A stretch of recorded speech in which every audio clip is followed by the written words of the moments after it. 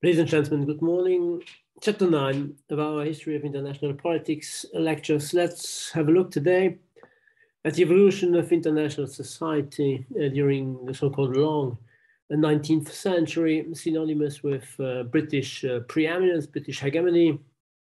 And if I should sum up this period, what we can say is that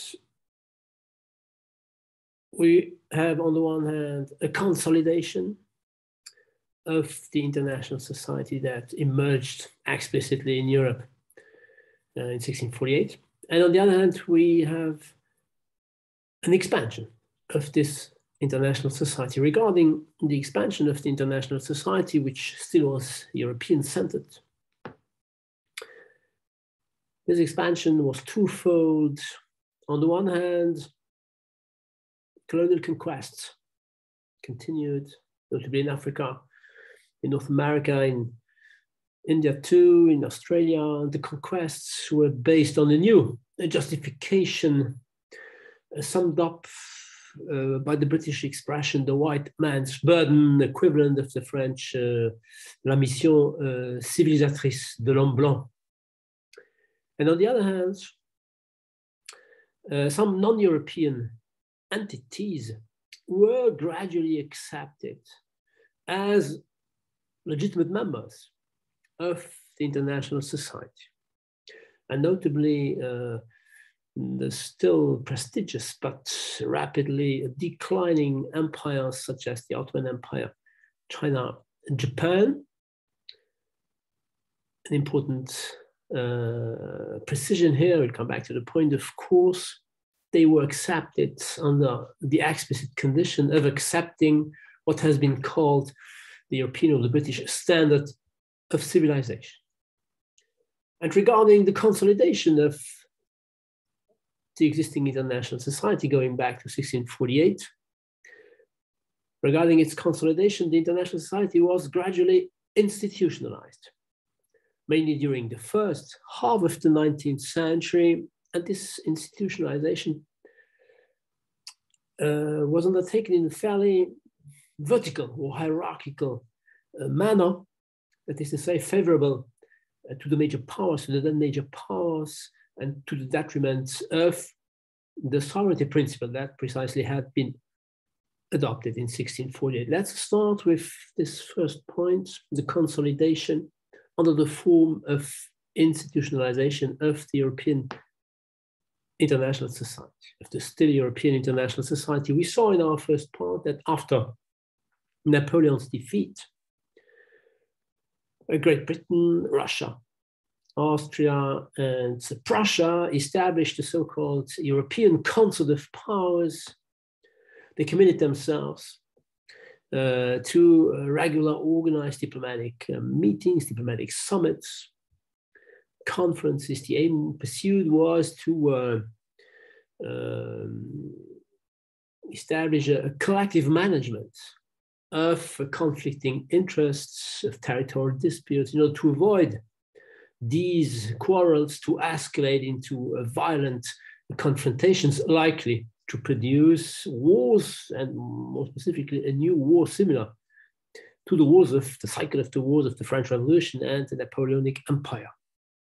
And indeed, this European Council of Powers that relied no longer upon merely the balance of power, but on regular dialogue, on moral persuasion, this European Council of Powers permitted a cooperation among the major powers, adopting self-restraint, adopting multilateralism rather than unilateral behavior that had characterized previous centuries. France, we saw this too, was the first major power to profit from this European Council of Powers, since it was itself integrated in the Council as early as 1818. The middle or small powers also benefited from this new collective management of international, or at least of European politics. They were no longer, with the exception of Poland, They were no longer the somehow systematic or automatic victims of the great powers' rivalries. So the institutionalized concept of powers did indeed promote cooperation among the different states. In today's chapter, I would like to emphasize one point which is somehow neglected first and foremost by the first generation of the English school theorists who propose the concept of international society. The point I would like to emphasize here is that institutionalization during the first half of the 19th century was based on a hierarchical structure. That is to say, the major powers, the then major powers, were favored. They did favor themselves, despite the equal sovereignty principle that had been adopted in 1648. Let's go back to 1648. What did we see last week, ladies and gentlemen? We saw that the belligerents signing the Westphalian treaties adopted sovereignty principle, and more specifically, its two dimensions. The external dimension, there is no state, no central power, no central authority above any state, which means that every state is independent from and equal to every other state. And within its territories, every state has the right to organize its political regime of its preference. At that time, it was the religious faith, but we can extrapolate to the political regime. This then is the sovereign equality or the equal sovereignty principle, which was indeed adopted explicitly during the Westphalian treaties. This sovereignty principle can be also called the existential equality.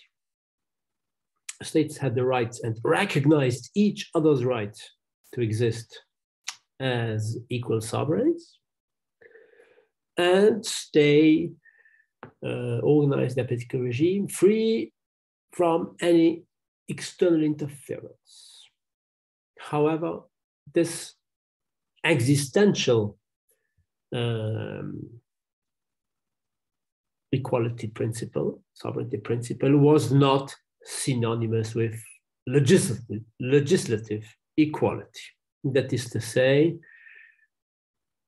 not all the states, though being equal to one another, not all the states contributed to establishing the rules, the norms, the principles of behavior, of adequate, of appropriate behavior that all the states committed themselves to respect.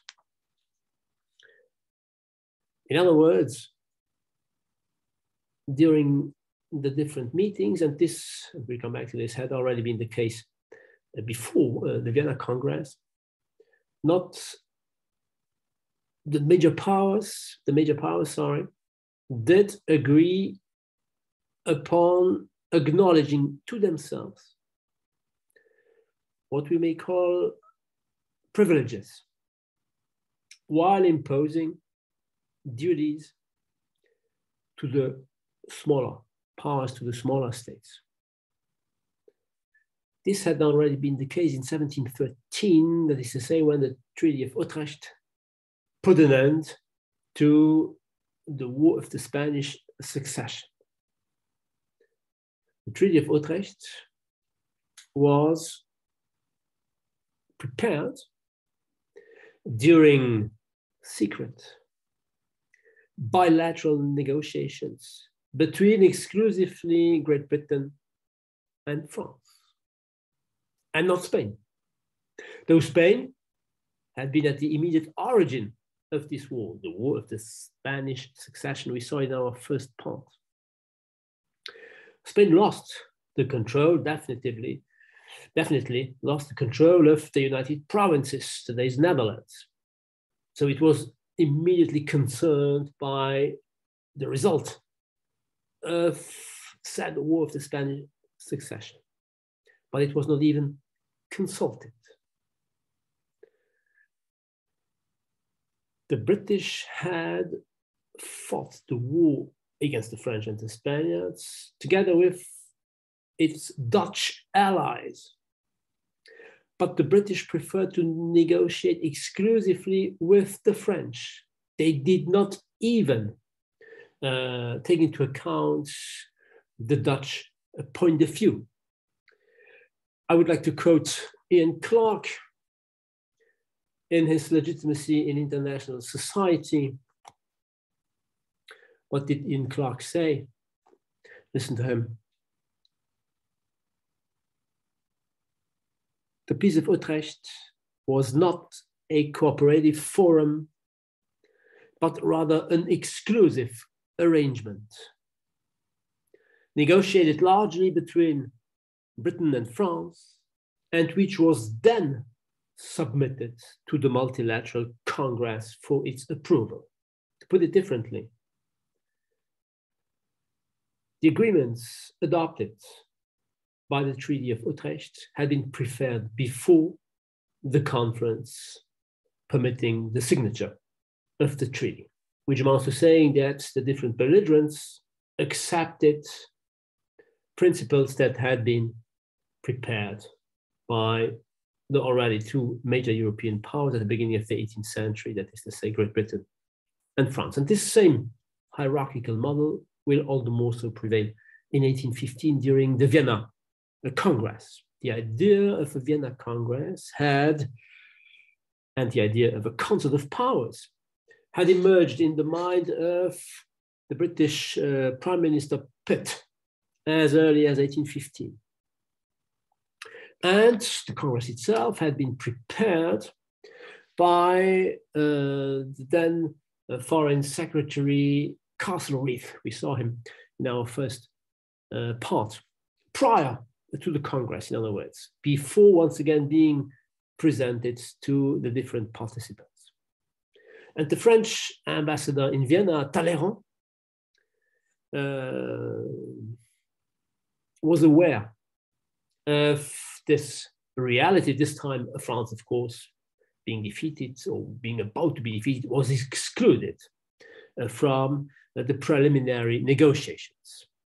According to Talleyrand, the Vienna Congress was the Congress that was not a Congress to some extent, since, I quote, the large powers took most of the important decisions in private meetings taking place before the Congress itself was organized. To put it differently, ladies and gentlemen, the Congress of Vienna institutionalized what the British international lawyer, Gerry Simpson, calls legalized hegemony. A legalized hegemony. Let's have a look at this very interesting concept. You know the meaning of hegemony. Hegemony means the leadership of one state. It traces back to the ancient Greek hegemonia, which meant the leadership acknowledged first to Sparta and then to Athens by the other Greek city-states in their common fight against the barbarian, against the Persian Empire, who threatened the independence and the freedom of Greek city-states. That is to say, in its original meaning, and therefore I emphasize the difference between hegemony and empire, in its original meaning, hegemony means the leadership which is acknowledged to be legitimate. It is a domination which is not internalized as domination, since it is acknowledged as a legitimate leadership. Hegemony, therefore, is a political theory concept. If we add, and this is what Gerry Simpson is doing, if we add the adjective legalized, we introduce a legal dimension. And by legalized hegemony, Gerry Simpson means the fact that the hegemon's political leadership is no longer accepted merely de facto, but is acknowledged de jure. That is to say, it is explicitly mentioned in legal text. Very concretely, legalized hegemony consists in major powers acknowledging to themselves a special status. They adopt specific arrangements regulating their specific conduct, which therefore may be different from the conducts or the rules of conduct that they agree in imposing upon all the other, by definition, secondary or smaller powers. I will give you the precise definition of Gerry Simpson. I quote, legalized hegemony refers to the existence within an international society of a powerful elite of states whose superior status is recognized by minor powers as a political fact, giving rise, and here is the legal dimension, giving rise to the existence of certain constitutional privileges, rights, and duties.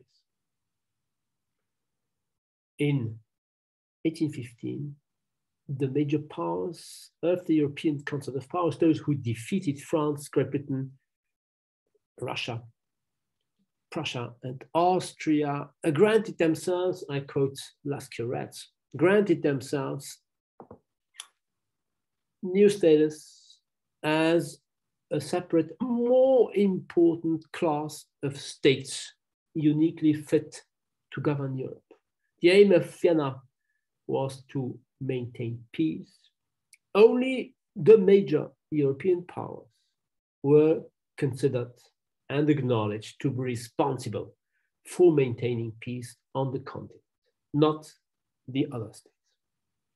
And very concretely, this privilege ended up in the right to interfere in those states who, according to the major powers, were tempted by revolutionary upheavals likely to endanger the overall stability of the European system and more specifically of the European continent.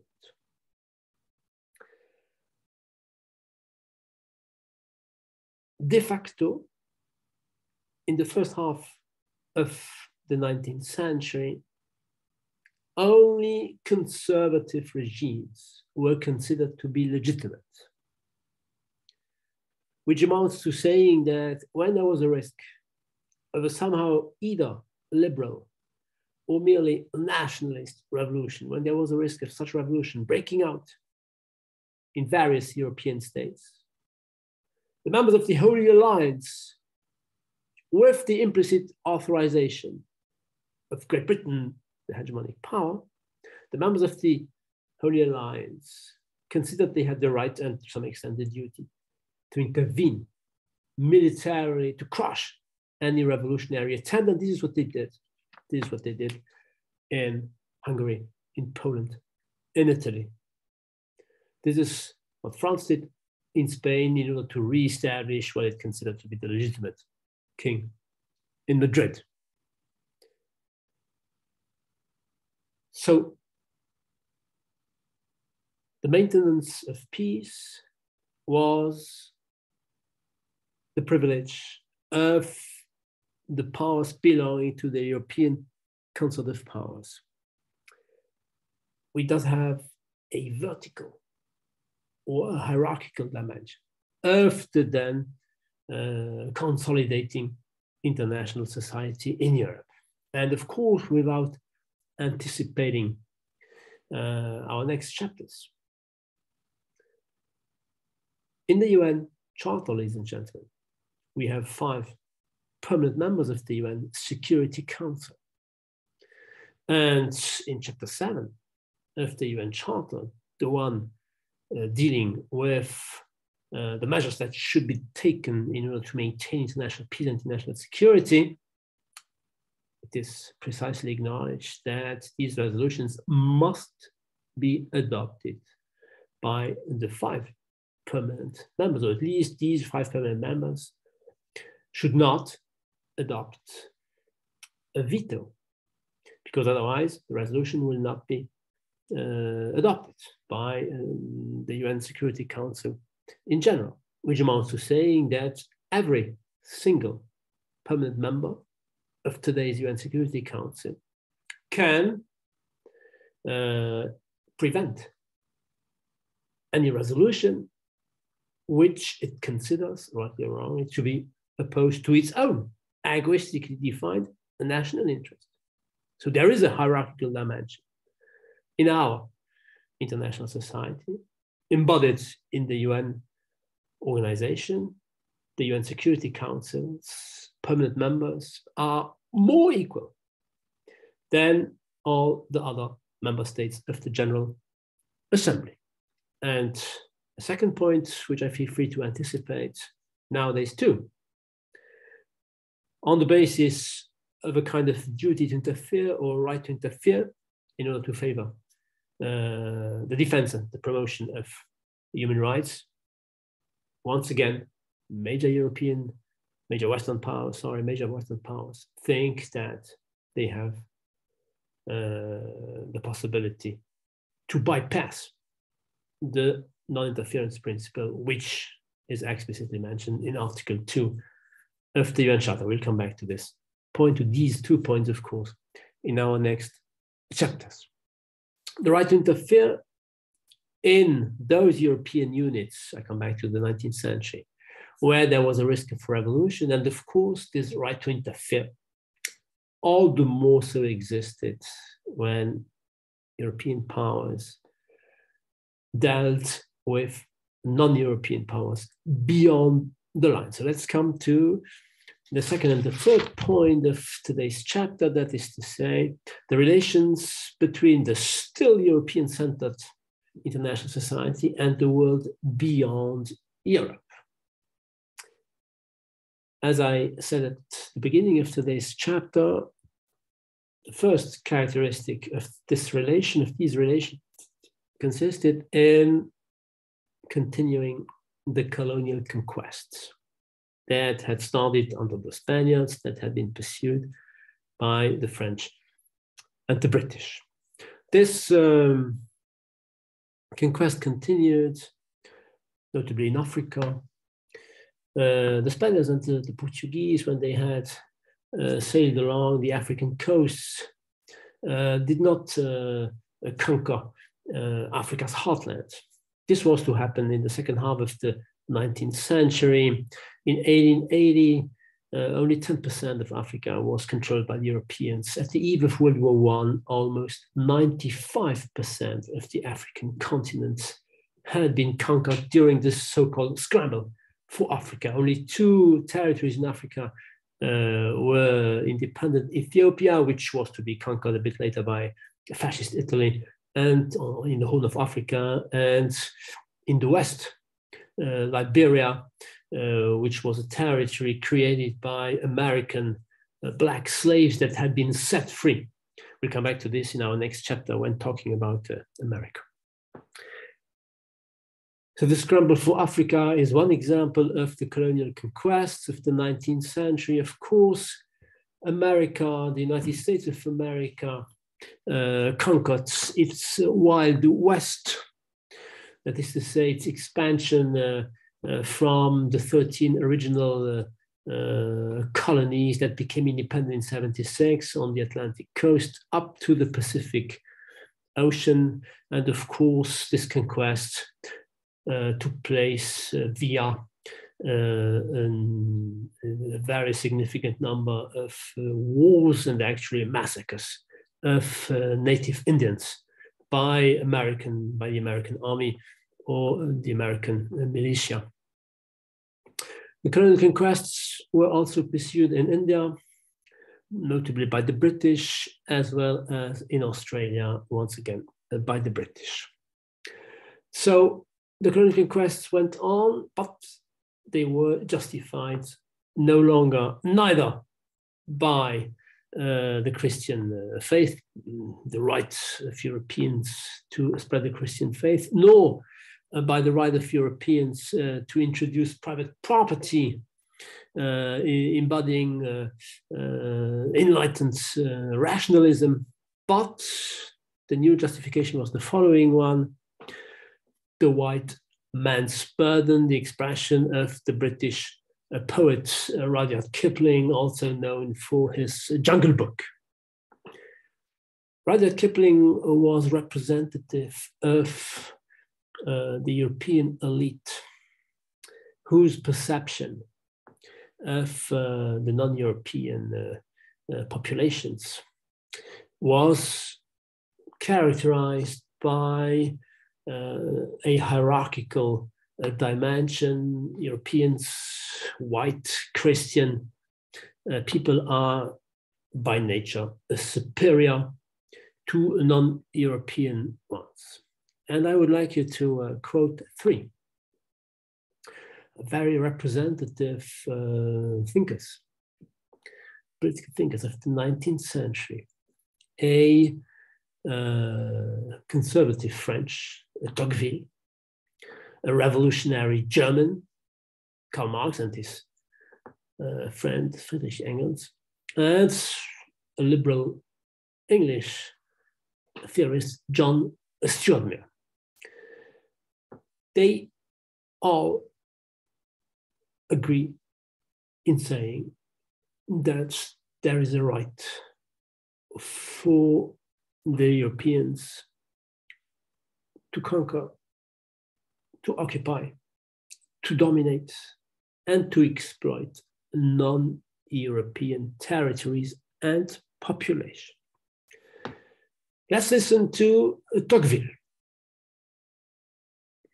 a French aristocrat impressed by the democratization process in North America that he was witnessing during a trip to the US. He went to the US in order to study the American Penal Code, which he was eager to introduce in France, or at least he was eager to reform the penal code, the criminal code in France. So he looked for some inspiration, and he found it in the US. I already quoted Tocqueville during the first part of my lectures, because he somehow anticipated in a kind of prophecy that the world would be divided between the Anglo-Americans, to use his term, and the Russians. They were expanding when he was in the US in the 1830s, and so he came to the conclusion that sooner or later they will dominate the world. And indeed, 100 years later, a bit more than 100 years later, during the Cold War, the Americans and the Soviets dominated the world. I would like today to emphasize one specific part of this analysis that I did not quote in the first part. Listen to this. When he described the territorial expansion of the Americans westwards and of the Russians eastwards, here we have a map of the Russian eastward expansion. This is what Tocqueville said in his De la démocratie en Amérique, Democracy in America.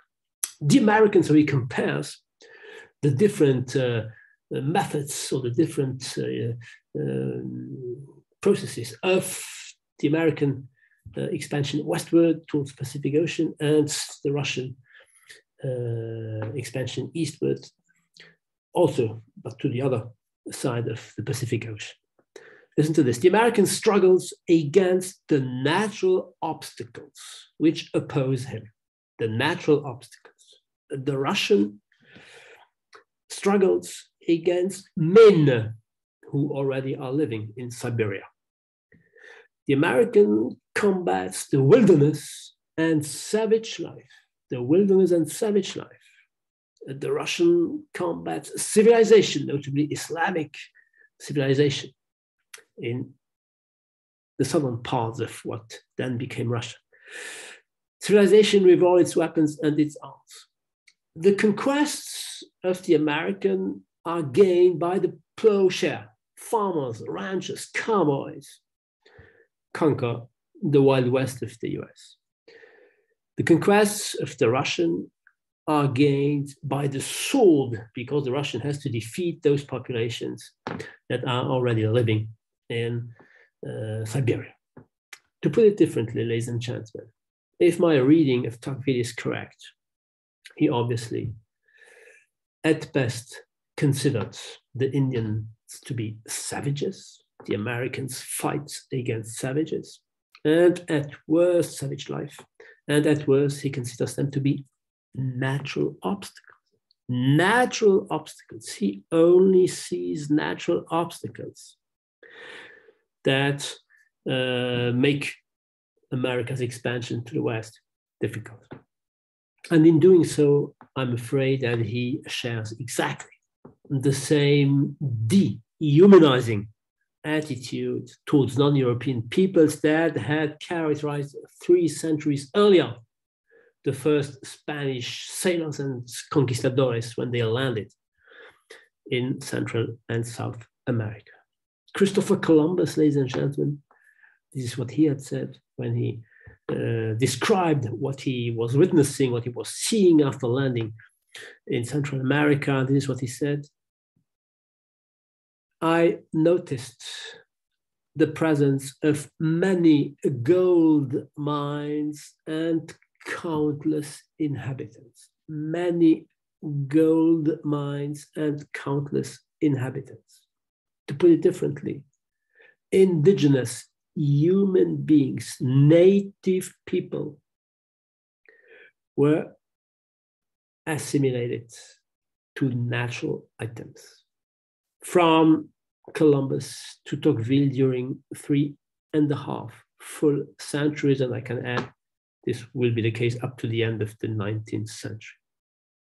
To put it differently, the white people denied the quality of human beings, in this case, to Native Americans, the so-called Indians.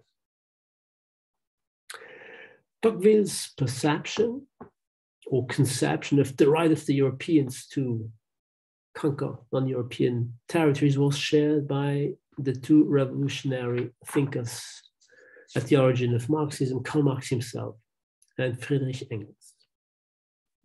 I would like to quote 2 of their analyses published in the newspapers. You may know that Marx and Engels, beyond their somehow scientific essays, also published many articles in German and even in American newspapers, to gain some money to survive. And in these newspaper articles, they commented on the then political events, including international political events. The first quote regards America's war against Mexico to conquer the territories going from Florida to California, today's southern US states, which at that time were still the northern Mexican territory. Listen to Karl Marx commenting on this conquest. In America, I quote, "We witnessed the conquest of Mexico. It is in its own interest that Mexico should be dominated by the US. It is in its own interest that Mexico should be dominated by the US. Why? Here's the answer. The lazy Mexicans do not know what to do with beautiful California." So you see the hierarchical perception of Karl Marx favorable to English descendants of English settlers when compared to Mexicans, descendants both of Indians and of Spanish conquerors. The idea behind this analysis of Karl Marx is, of course, that thanks to the American conquest, capitalism will be introduced in the southern US states, and this capitalism sooner or later will favor what Karl Marx is waiting for, that is to say, the communist revolution. The same analysis was put forward, but we have, once again, the same teleological conception of a world towards a world historical process towards one specific end, and the Europeans show the non-Europeans how to proceed in order to reach this end, which in the case of Marx is the classless communist society. Friedrich Engels shared the same analysis when commenting on India's conquest by the British. Listen to this. In India, Great Britain has a double mission: annihilating the old Asiatic society. Annihilating the old Asiatic society. This is the negative objective pursued, and then there's a positive one: contributing to build a Western society in Asia or in India. The mission of the British is to build a Western society in India.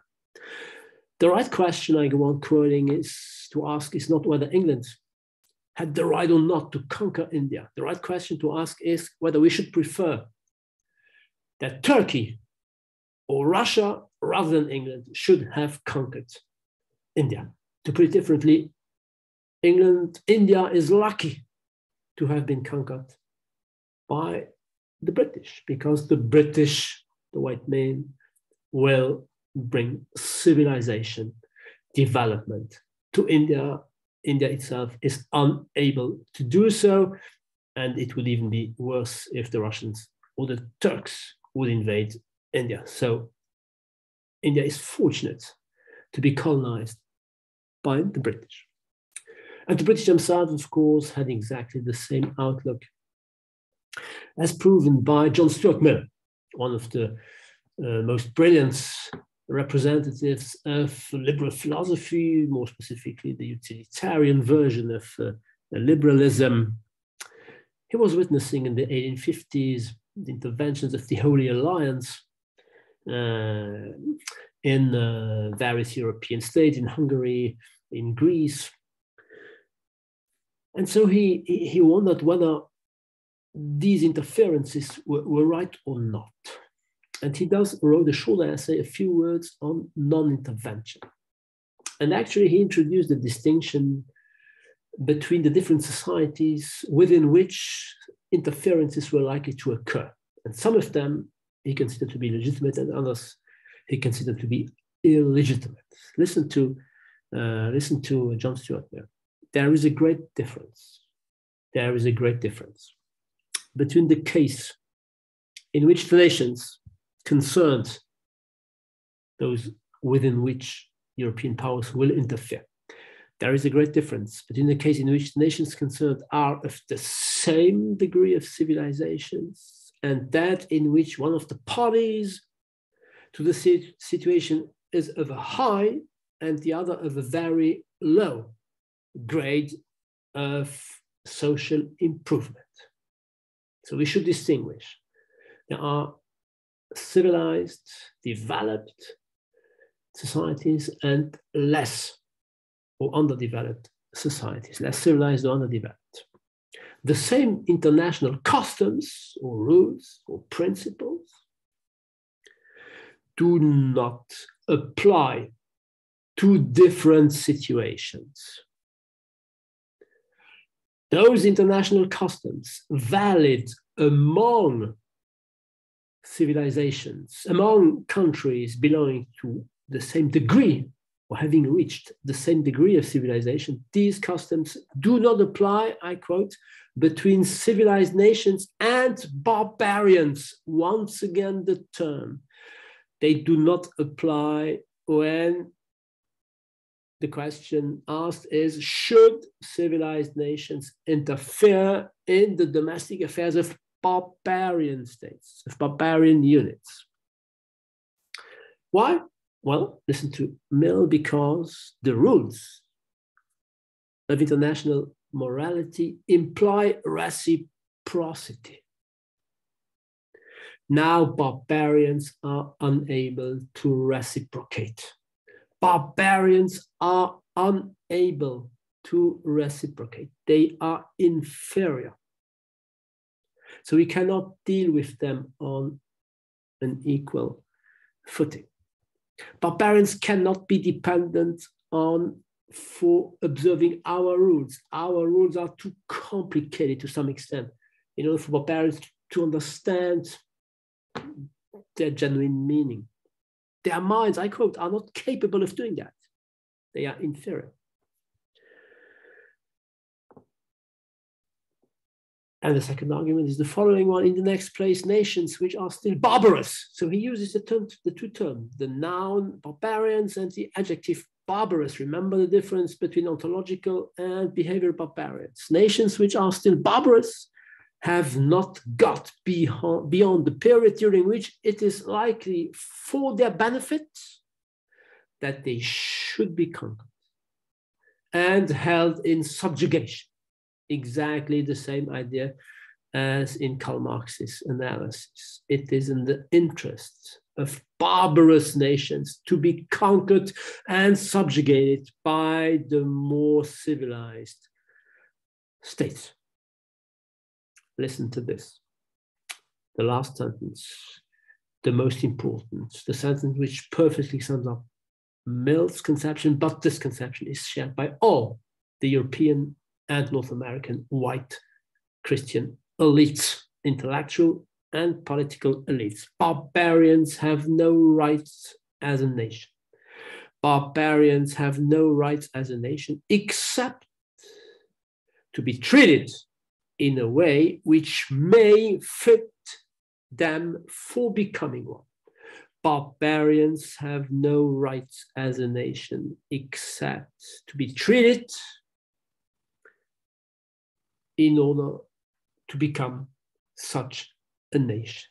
And then he gives the concrete example of the French in Algeria and of the British in India. The criticisms, therefore, which are often made upon the conduct of the French in Algeria when they conquered Algeria, or of the English in India when they conquered India, these criticisms proceed on a wrong principle. We cannot apply our rules of behavior, non-interference in domestic affairs, the internal dimension of the sovereignty principle adopted in 1648. We cannot apply this rule when dealing beyond the line with non-Europeans, because these non-Europeans are barbarians or barbarous nations. Barbarians have no rights as a nation, except they want to be treated in a way which permits them to become a nation. We must do that, we Europeans. This sentence, ladies and gentlemen, absolutely perfectly sums up the then intellectual mood guiding the Europeans' behavior towards those non-European entities beyond the line of the then still European-centered international society. It is Europe's right, and actually it is Europe's duty, to spread civilization to non-civilized entities because they are unable to reach the stage, the high stage of development, which Europeans were able precisely to reach. During 4 centuries then, the very end of the 15th to the very end of the 19th and even the beginning of the 20th century, I come back to this at the end of today's class, non-Europeans were perceived successively as pagan heathens, as savages, as non-civilized people, as primitive peoples. And it belonged to the Belgian King Leopold II to sum up the duty of the Europeans to spread civilization, in this case, in Africa. This is what he said during the Conference of Berlin in 1884, 1885, where the different European powers met in order to agree upon how to divide the huge African continent among the different European powers. Listen to this. To open to a civilization, the only part of our globe which it has not penetrated yet, to pierce the darkness which hangs over entire peoples, African peoples, is, I dare say, I, Leopold, a crusade worthy of this century of progress. We Europeans have the right to undertake crusades in order to spread civilization, just as the European Christians considered many centuries earlier that they had the right to launch crusades against the Muslims in order to reconquer the so-called Holy Land occupied by the Muslims. Leopold II, King of Belgium, a very small, tiny country that had become independent as late as 1830, King Leopold II, a Belgian king, dares to consider himself as a messenger of civilization. This gives you an idea of the European arrogance when dealing with the world beyond Europe. Throughout four full centuries, and I quote here Anthony Pagden, a British historian, in his European encounters with the New World, but this can be extended to the rest of the non-European world, not merely the Western Hemisphere, but Africa, Australia, India. According to Pagden, throughout 4 centuries, Europeans conquered ruthlessly non-European territories. The Spaniards, I quote Pagden, proceeded with subjugation. The French proceeded with integration. And the British proceeded with extermination. Ladies and gentlemen, the New York Times happens to have published 10 days ago, on October 27, an article about the gold rush era massacres in Northern California. Look at the slide. 5,670 native people were killed between 1840 and 1870 by militias in California that was to become an American state in 1847, 1848. The massacres were initiated by the richest American citizens, who then gave their name to prestigious law school, in this case, the California Law School, Hastings, at the University of California. So, subjugation, integration, extermination, these processes were based on different kinds of justification. The Spaniards justified their ruthless behavior by arguing that it was their duty to spread the Christian faith. The French, and to some extent the British, resorted to the principle, the institution of private property, synonymous with enlightenment and progress. And the British, but also the other Europeans, including the Americans and also the Russians, will come back to this, in the 19th century, believed and claimed that it was the white man's burden to spread civilization to non-civilized entities. Beyond these specificities, one common point characterized the whole set of interactions between Europeans and entities, populations beyond the line. These populations were considered to be different, and therefore they were treated differently. And in the domain of war and peace, the one which we are mostly here interested in, there was no peace beyond the line. Among Europeans, the sovereignty principle, the just war doctrine that we saw last week, ended up gradually in transforming the wars into quarrels, the polemos into stasis. Limited wars fought among equal sovereigns, among states recognizing each other's right to exist. The war, therefore, was the ultima ratio, the instrument that states resorted to when diplomacy failed. Overseas, beyond the line, the opposite was true. War, unlimited war, aiming at annihilating the other, was the prima ratio, the first, the normal, the spontaneous instrument.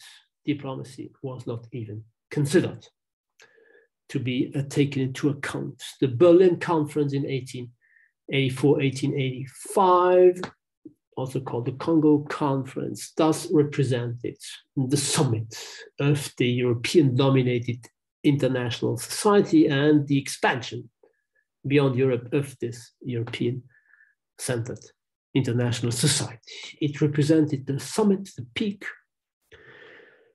but also the beginning of Europe's decline. Why? Because if we look at, if you have a closer look at the members, the participants at this conference, what do we see? We see that some participants were non-Western European states. First and foremost, of course, the United States of America. We saw that it became independent thanks to its revolution or its War of Independence in 1776. It adopted its constitution in 1887. In 1787, we'll come back to this next week. The US was, strictly speaking, not the European states, though it was an offshoot, of course, of European settlers, mainly at that time British settlers. But Russia and the Ottoman Empire also participated in this Berlin Conference in 1884, 1885. This presence then is crucial because it illustrates the gradual geographical expansion of the still European international society beyond the narrow limits of Western Christian Europe. Non-white, non-Christian, and then non-white powers were gradually admitted. The first one, I already mentioned it, Russia. Russia had moved violently eastwards towards the Pacific shore throughout the 17th, 18th, 19th century. And Russia was perceived in a very ambiguous way by Western Europeans. Remember Voltaire? I quoted him twice in the first part and in the second part, more specifically last week. Remember what Voltaire had said? Europe forms a kind of commonwealth, give or take Russia. Give or take Russia. That is to say, in the midst of the 18th century, when Voltaire published his essay on Louis XIV's reign, he did not know exactly how to consider Russia, how to define Russia. Was it European? Was it not European? A bit, but not completely. Why? Because of its Orthodox identity, different both from Catholic faith and from Protestant faith. And also because of its, we may call this underdevelopment, economic, but above all social and cultural. Remember that the serfdom existed in Russia up to 1861. So Russia was not, up to the midst of the 19th century, member of the then European International Society, but it was a member of the European international system. That is to say, regarding the power political relations between the major European states. Russia, being an important power, had earned gradually its membership within the international society by notably contributing to the defeat of Napoleon. And this is the reason why it, of course, was a part of a participant at the Vienna Congress. It was a member of the Holy Alliance, which amounts to saying that it was acknowledged by the British hegemonic power to have specific duties. It was acknowledged as an equal rival by the British in the British-Russian great game that were opposing the two empires in Central Asia, roughly the territory of today's Afghanistan. And Russia also was considered as a rival, an equal rival during the Crimean War, since the British and the French had joined the Ottoman Empire in order to prevent Russia from becoming too powerful. If you want to prevent someone from becoming too powerful, this means, of course, that you recognize it as a legitimate major power as a legitimate member of the international society. We thus come to the second power, which was gradually admitted as a member of the European International Society, the Ottoman Empire. The Ottoman Empire was admitted for the first time in an international conference in 1856, that is to say, during the conference putting an end to the Crimean War, which of course, I'll come back to it, directly concerned the Ottoman Empire. During the 4 centuries preceding the Crimean War, that is to say, from 1453, the conquest of Constantinople by the Ottomans, up to 1856, during 4 centuries, there had been political, maybe should I say, power political relations between the Ottoman Empire and the major Western European powers. First, the Ottoman Empire had sometimes, during specific periods, been chosen as an ally by various Western European Christian powers, though being a Muslim entity. This first had been the case during the wars of the Italian Renaissance, when the French François Ier, Francis I, established an alliance with the Sultan Suleiman the Magnificent against the Habsburgs, because the Habsburgs were the common enemy both of the French, Spanish Habsburgs, and of the Ottomans, the Austrian Habsburgs, given the desire of the Ottomans to conquer the Balkans, close to the Austrian Empire. Queen Elizabeth, ladies and gentlemen, the first, of course, also established an alliance with an Ottoman Sultan during its naval battles against the Spaniards for power, political, we could say, national interest or reason of state's interest. It was in the interest both of Queen Elizabeth and of the Turkish Sultan to form this alliance against the Spaniards, who was their common enemy as a major naval power, both in the Channel, the Netherlands were Spanish territory, and in the Mediterranean Sea, the Eastern Mediterranean was controlled up to the Battle of Lepanto by the Ottomans, not by the Spaniards. So there were diplomatic relationships, but most of the times during these 4 centuries, from the mid of the 15th to the mid of the 19th century, of course, the Ottoman Empire was perceived to be a rival by the Western European powers, and maybe should I say a very threatening, a very dangerous rival, a serious adversary.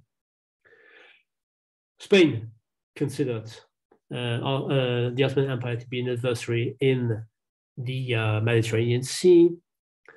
Austria considered the Ottoman Empire to be an enemy because Vienna was besieged 3 times in 1529, in 1532, and as late as 1683. So it was, the Ottoman Empire was Austria's main opponent in the Balkans, in Southeast Europe. And last but not least, the Ottomans were the adversary of France when Napoleon invaded Egypt, and of France and the UK when France and the UK decided, and it became, the Francis and British ally in their common fight against Russia during the Crimean War. So the Ottoman Empire was participating in the international system, but it was not a member of the still European International Society because of its Muslim identity. And I feel free, ladies and gentlemen, to make an allusion to today's situation of Turkey. For some 10 years now, Turkey no longer hopes to become a member of the European Union. This had been the case,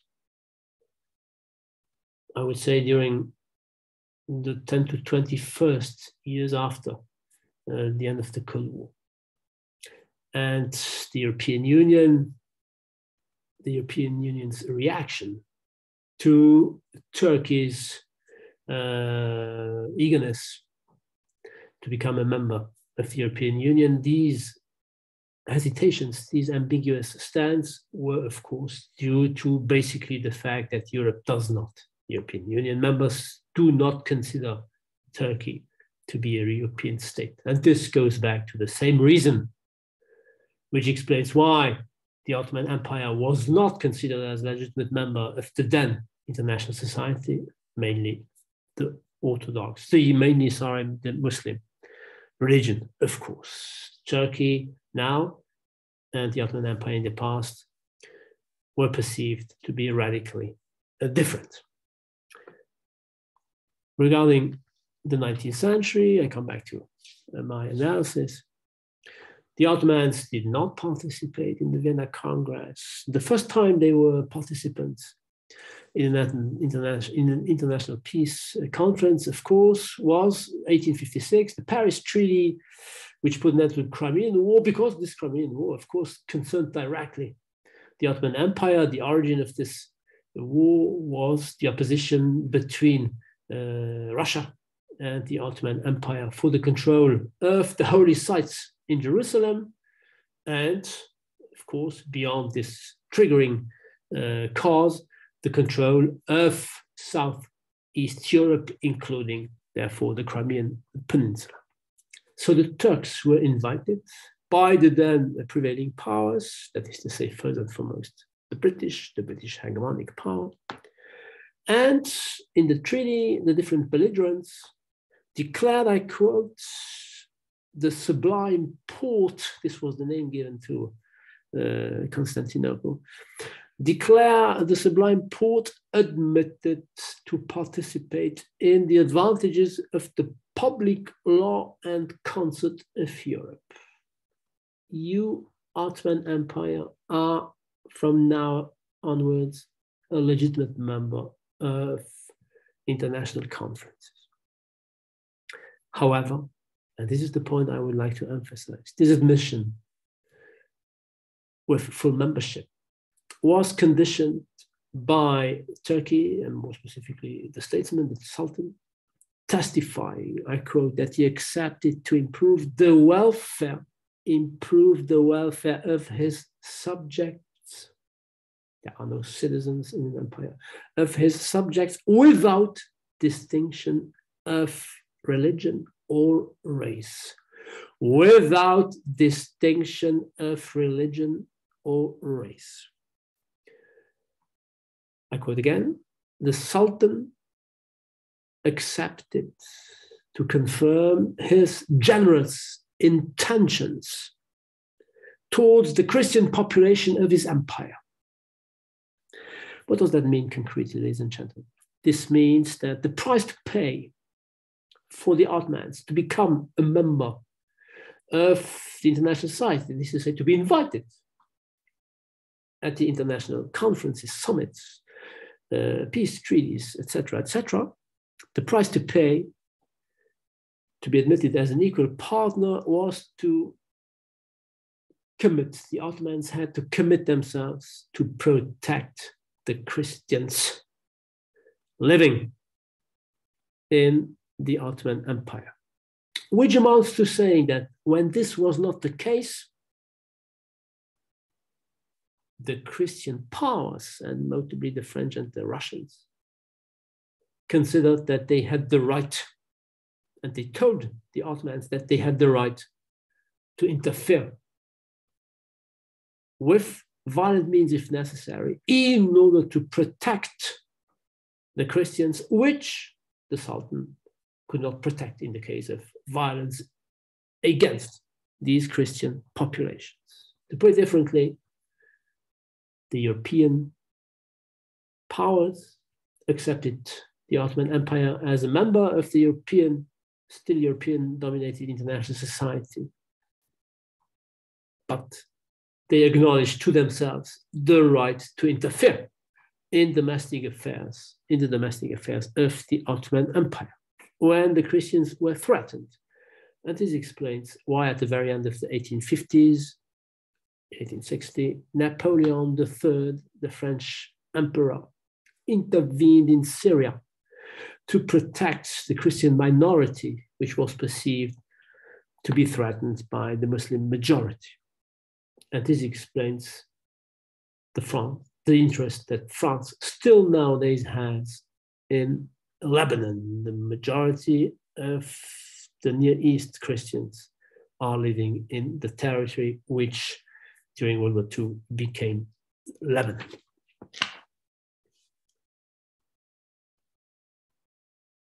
To put it differently, ladies and gentlemen, the treaties that were signed with Turkey or the Ottoman Empire, were unequal treaties. The Ottoman Empire had to accept the conditions set by the European major powers. Though the Ottoman Empire belonged to the victorious powers of the Crimean War, Russia had been defeated. But the British and the French imposed their point of view upon their third ally, which therefore was inferior. Within the Ottoman Empire, not merely Christian Turks or Christian Arabs were benefiting from specific rights. They had the right to be protected by military interventions of the Europeans. Not merely Christians, but also those Europeans that were living in the Ottoman Empire in order to have trade with the Turks, etc., etc. That is to say, these unequal treaties conferred specific rights and privileges to the European states' citizens that were living or trading in the Ottoman Empire. This practice was called capitulations. And the capitulations concerned were abolished only when the Ottoman Empire collapsed and transformed in contemporary Turkey in 1923. So to sum up this point, ladies and gentlemen, regarding the expansion of the still European-dominated international society towards the first non-Christian entity, the Ottoman Empire, there was an expansion, but it was a top-down process. The already European members of the international society imposed their norms upon the newly accepted Ottoman Empire. And this, of course, was also true for the other non-European entities that were gradually admitted. The Far Eastern empires, notably China and Japan, who had to submit to what Garrett Gong calls the standard of civilization, the British-inspired standard of civilization. In Great Britain, ladies and gentlemen, of the 19th century, though we saw this, John Stuart Mill still used the term barbarians and barbarous. In Great Britain, lawyers, international lawyers such as James Lorimer, had invented a new kind of distinction between the three types of countries or populations or entities: civilized ones, semi-civilized, and non-civilized. The non-civilized entities were those territories that had been militarily, ruthlessly, and easily conquered by the Europeans, that is to say Africa, to some extent Australia, India, and all the more so Australia. And before, these are three territories the Western Hemisphere too.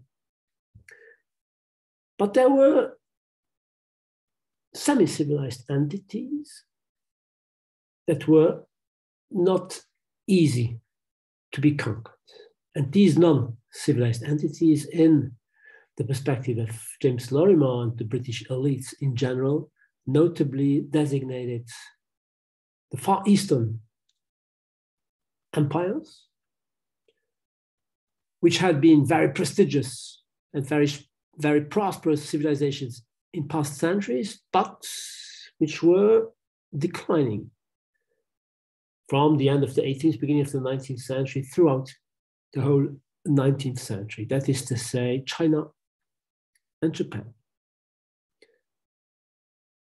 The Europeans, but also the Americans and also the Russians, were interested in having access to these territories, which at that time, China and Japan had been able to close themselves off almost any contact with the European world. After the first missionaries had arrived, both in China and Japan, notably Portuguese and Dutch missionaries in the 16th century. So the Europeans, the Americans, the Russians had interested in having access to the Chinese and Japanese markets in order to have trade, but also in order to spread their religion, of course. The problem is that Japan and China were not, it was not easy to conquer them. And this distinguished them from the non-civilized entities in Africa, in Australia, etc. So what did the Europeans do? What did they invent to some extent in order to obtain what they were looking for and access to the market of these countries, of these past empires, both for raw materials, of course, resources, and also in order to sell their goods and to spread their faith? They used a kind of carrot and stick approach. That is to say, first, they did not hesitate to use violent means. Regarding Japan, Commodore Perry sailed from the American Atlantic coast to the Bay of Tokyo and threatened the Japanese emperor to bomb the capital of Japan in the case of Japan refusing to open its doors to American traders. And in China, the British, the French, the Germans, etc., what did they do? They waged various wars, the two Opium Wars of the British, and then the war during the Boxer Rebellion, in order to control specific territories. You have an idea here on the map of the Chinese Empire, where the Europeans imposed, just as in Turkey, the capitulations, that is to say, the different Europeans were judged on the basis of their national law and not on the basis of Chinese law. So this was the stick dimension of the carrot and stick approach. And the carrot consisted in proposing to the Chinese, you are welcome to our international conferences. That is to say, we admit you as a member of the international society. But here again, the process was top down. The Chinese and the Japanese had to accept the standard of civilization, to quote Garrett Gong. That is to say, they first had to become civilized states. And in order to do so, various requirements had to be fulfilled. What is a civilized state according to the then prevailing conception? Well, a civilized state guarantees basic human rights: dignity, life, private property, freedom of travel, of speech, of commerce, of religion. A civilized state guarantees all these rights to all the citizens, not merely its own citizens, but also to foreign citizens living in the country. That is to say, Japan and China were imposed the same capitulations as the Ottomans, because foreign possessed and foreign controlled concessions exclusively reserved for Europeans were imposed upon China. And in Shanghai, which already there at that time was the most important, economically speaking, city of the Chinese Empire, a very concrete example will give you an idea of the meaning of the difference made by the Europeans among, between themselves and, or among themselves and the local Chinese population.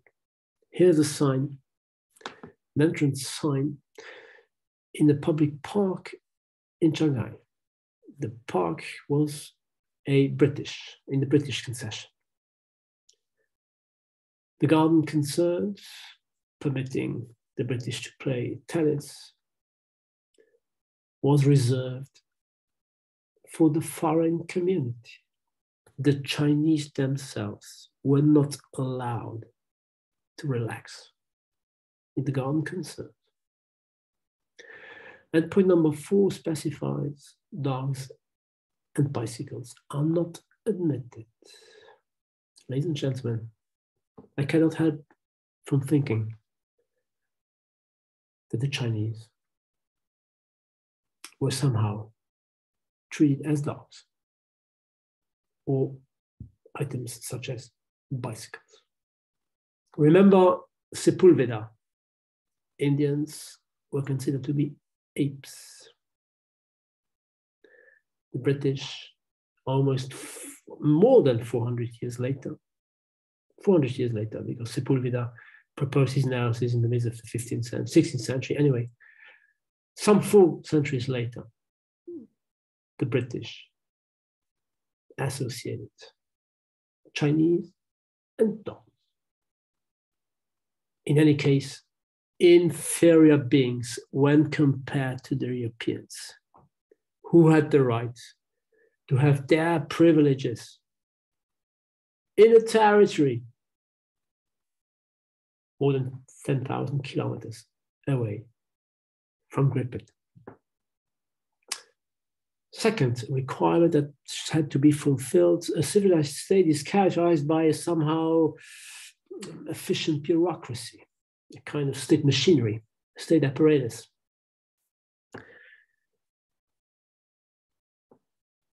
Of course, overseas entities were not characterized by efficient bureaucratic administrations. In the 1930s, during the interwar period, what did fascist Italy do? It conquered one of the 2 only independent African units, Ethiopia, which at the time was called Abyssinia by the Italians. It had already tried Italy at the very end of the 19th century. It failed, so it tried again under Mussolini. At this time, it was successful. Of course, Mussolini was criticized by the then League of Nations, which did not intervene to sanction fascist Italy. But anyway, Mussolini and the Italian fascists had an argumentation to justify their conquest. Since we were able to defeat Ethiopia, this proves that Ethiopia is unable to have an efficiently functioning state. This proves that it is non-civilized. We therefore have the right to conquer it in order to bring civilization to Ethiopia. Third requirement that had to be fulfilled. A civilized state, by definition, respects international law. not merely respects civil rights, basic human rights. Within its borders, it also respects international norms when acting on the international scene, notably when conducting a war. When the British fought their opium wars against the Chinese, the first one in 1839, 1842, the second one in 1856, 1860. Of course, the majority of battles were won by the British. But sometimes the British soldiers were about to lose one specific battle. So what do soldiers do, ladies and gentlemen, what they are about to lose? In order not to be killed, they wave the white flag. The white flag means, in our Western perspective, we accept a surrender. Please, let's have a ceasefire. Don't kill us. The problem is that the meaning of the white flag was not known to the Chinese. So what did the Chinese do? Well, they shot and they killed their even soldiers who were, the British soldiers who were about to surrender. This behavior of the Chinese was interpreted by the British as a proof of the Chinese not respecting international norms, which was a proof of their not being civilized, which then gave us justification to go on fighting and humiliating the Chinese. A very concrete example, during the Boxer Rebellion. No, during the Second Opium War, sorry. Various British citizens and French troops, not citizens, troops, French and British citizens were made prisoners and they were killed by the Chinese. What did the Europeans do? As a retaliation, they burned down the summer palace of the Chinese emperor in Beijing. This operation had absolutely no military value. The only objective was to humiliate the Chinese emperor. And it contributed precisely to what the Chinese feel as, this can permit us to explain why the Chinese consider the 19th century to be the century of humiliation. Fourth, requirement that had to be fulfilled, the civilized states, by and large, conforms to accepted social norms and practices prevailing within civilized states, which means that practices which might be called barbarous from a Western point of view, such as slavery, such as polygamy, and such as sati, were to be prescribed, prohibited. Sati, ladies and gentlemen, was a practice, a custom in India. It consisted in the widows of Indian men accepting to immolate herself on the funeral pyre of her dead husband. So it was a kind of human, or maybe should I say female sacrifice. It belonged to the rituals of the then Hindu civilization.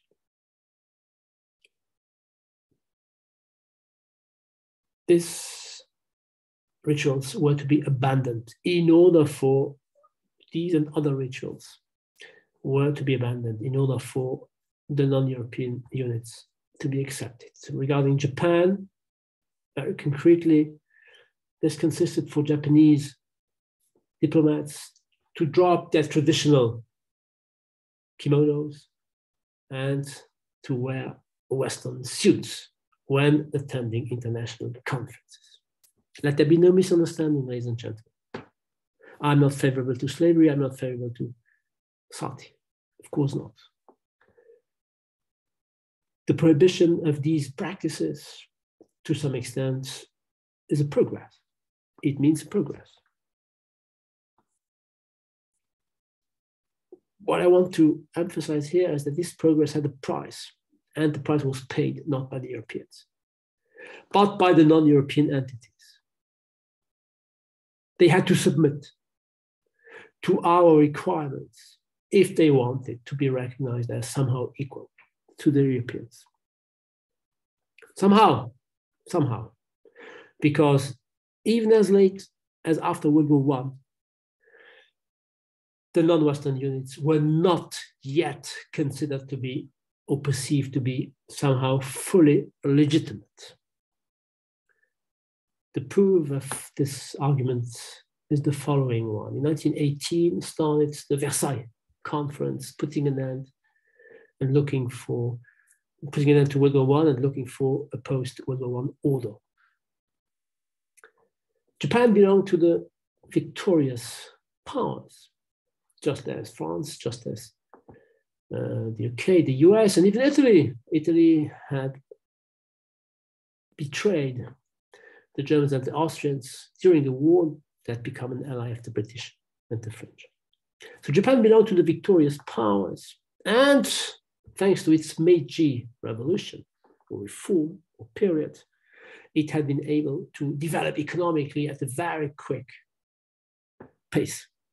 What's more, it had revealed itself to be militarily powerful because Japan had defeated the Russian Empire in 1905. It was the first time that a white nation had been defeated by a non-white nation. So the Japanese considered that they were equal to the other victorious powers. What did then Japanese negotiators ask?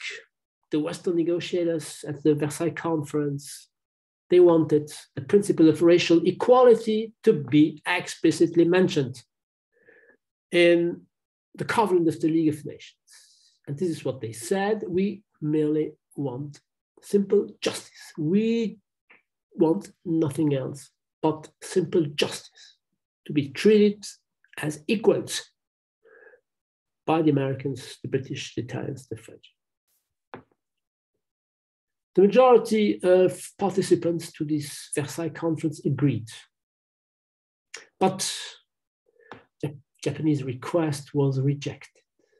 It was rejected by the Americans, by the British, and even the Australians. Australia was not even independent because it was a British dominion at that time. And since unanimity was required, the principle was not explicitly mentioned in the UN Charter.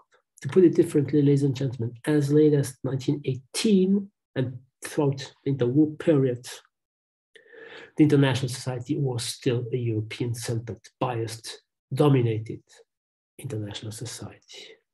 Conservative paternalism was the prevailing mood within this international society. Wilson had imagined in his 14 points speech that the traditional colonial spheres of influence should be replaced by the self-determination principle of nations. But he was thinking merely of the European nations, those that were roughly on an equal development degree or civilization degree as the Western Europeans. That is to say, the Eastern, Central, and Southeastern European countries that were members at that time, either of the Ottoman or the Austrian or the German Empire. But he never was thinking of African colonies becoming independent or India becoming independent. So very concretely, what happened during the interwar period, the Ottoman entities in Southeast Europe became independent, today's Yugoslavia or today's former Yugoslavian entities, Bulgaria, etc. But the Near East and Middle East Ottoman territories did not become independent. Palestine, Mesopotamia, that is to say, today's Iraq, and Jordan, Transjordan, that is to say, Jordan, became British mandatory territories. And Lebanon and Syria became French mandatory territories.